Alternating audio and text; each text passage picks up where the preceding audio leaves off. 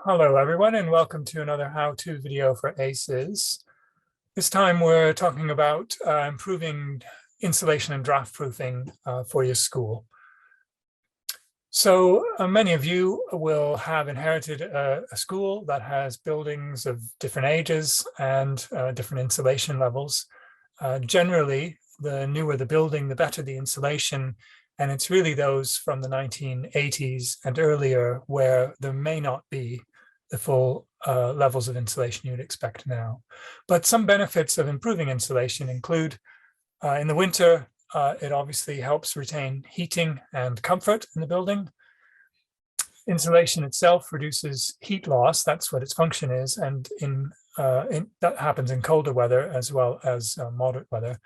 And as a direct result, your heating works less hard, it uses less energy to maintain comfortable temperature. Draft proofing, which is typically around doors and windows and any other gaps or holes in the building fabric, works to reduce the movement of air, cold air, from drafts and gaps. And finally, often forgotten, insulation in a building also has a positive impact in summer from direct heat gain of hot sun. So a roof, for example, with insulation on it will heat up much more slowly in the summer if you have decent insulation. So you'll be wondering whether or not your school could use more insulation. It's very often out of sight within the building fabric. So here's some points to consider about the different surfaces where heat loss does occur. As a rhetorical question to you all, though, one thing to keep in mind is how well you know the school already in cold weather. Do you know which rooms in the school are particularly cold or indeed hot when the heating is on? And which rooms are cold specifically because of poor insulation? If you've never tested this, it's worth mapping out. But onwards, we have obviously lofts. Not every school has sections with pitched roofs above them. And most lofts in schools tend to be closed off. So there might be storage up there, but they're not heated spaces. So the loft insulation is usually laying just above the ceiling of the space below. Typically with builds today, you'd be looking at 300 millimeters of loft insulation. That's usually mineral wool or another material that cannot be compacted. If you can access your lofts to look visually, if you've got 100 millimeters or less, it certainly is a high priority. Obviously higher if you have no insulation and less if you have 100, but it's certainly worth looking into adding. Flat roofs, so many schools will have areas of flat roofs. They can have insulation added in a number of ways, and it somewhat depends on construction, but you can have it added internally, so above the ceiling but below the roof internally. You can also have external flat roof insulation added. Generally, particularly for county maintained schools, the best is, because the county often will fix leaks in these roofs, that they certainly have a habit of adding insulation at this time if it's not been added already. Walls for buildings, particularly from the 1950s to 1980s, before it was a building requirement to add insulation, may have cavities. We'll talk about that a bit in a further slide. And if they're unfilled, then the heat goes out of the walls much more quickly. There's less you can do about floors, but it's worth keeping in mind. Prior to the 1990s building regulations, some floors might have minimal or no insulation in them. And if you are resurfacing, for example, a large hall, it's a good opportunity to add floor insulation. And it's worth mentioning windows. Most schools now have double glazing of one form or another. But if you have single glazed units left, it's very expensive to upgrade, but double glazing has better insulation properties than single. So tips if you are venturing up into your lofts to have a look, or if you're unable to, include the following. If you are having frost in the area, which in some winters we do, we might be done with it in 2022 this year, but if you happen to have a morning of frost and the heat's been on at the school for half an hour or an hour, you may notice that the pitch roofs, particularly the ones facing away from the sun, the frost has melted much more quickly than elsewhere. That's usually an indication there's insufficient insulation. Another indication of poor insulation is when the heating goes off, say in the evening, that it's known that the rooms below get cold very quickly. If you are able to access the loft, are you able to do a visual check?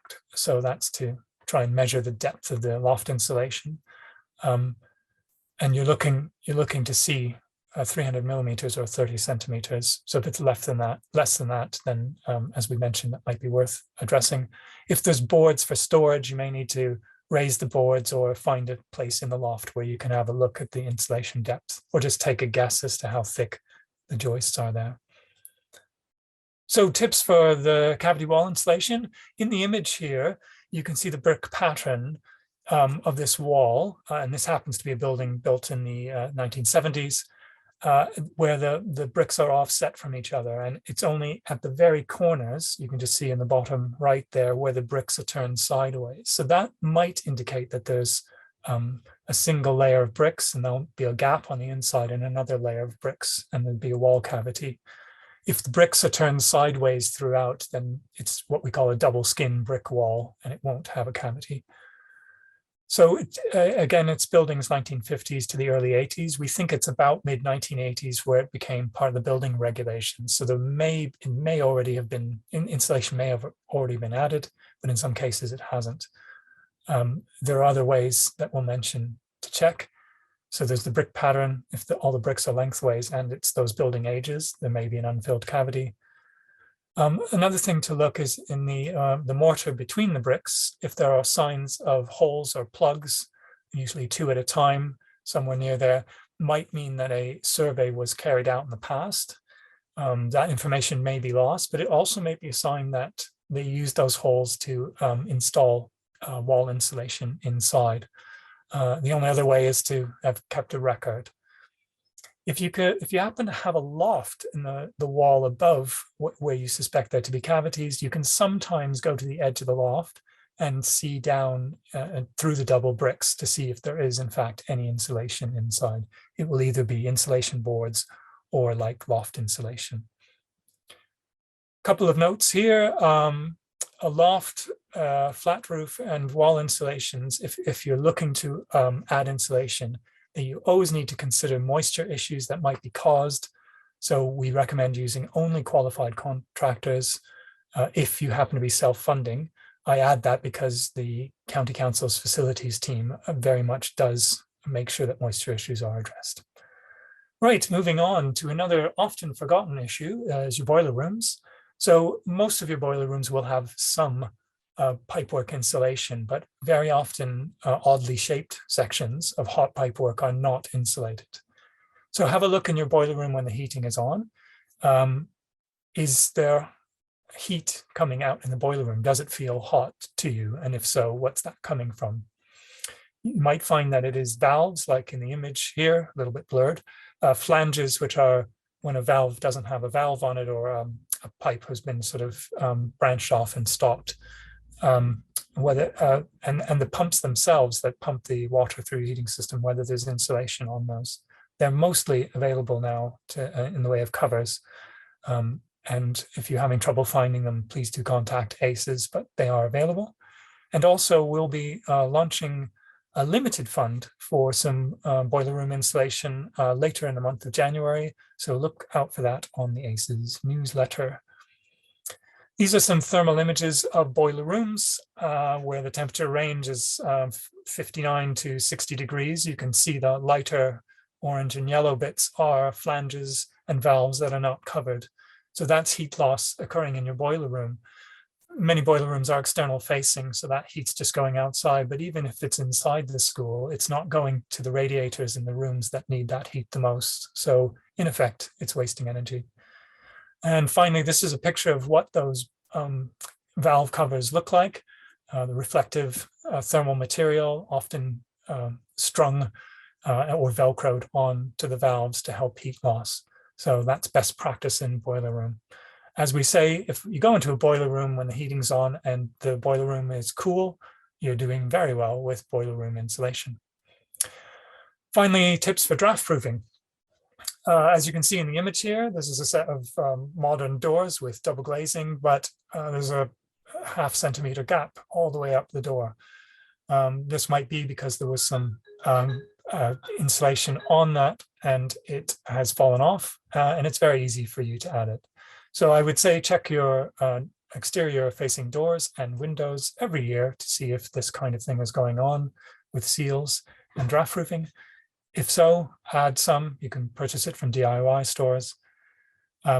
If you have really poor fitting windows or doors, or indeed blown glass, so that's when the double glazing goes foggy, it's worth speaking to a contractor about getting that fixed, I should say, to improve the insulation.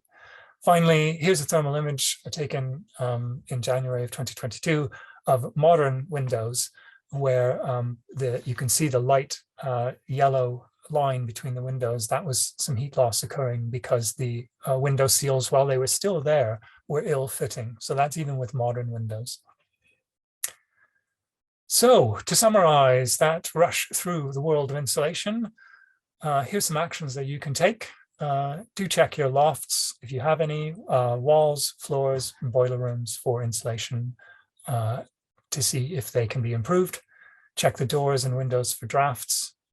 And if you are self-funding any improvements to these issues, do make sure that where there are the risk of moisture issues, you use qualified contractors. And you can check the ACES website for further support. We are happy to help you.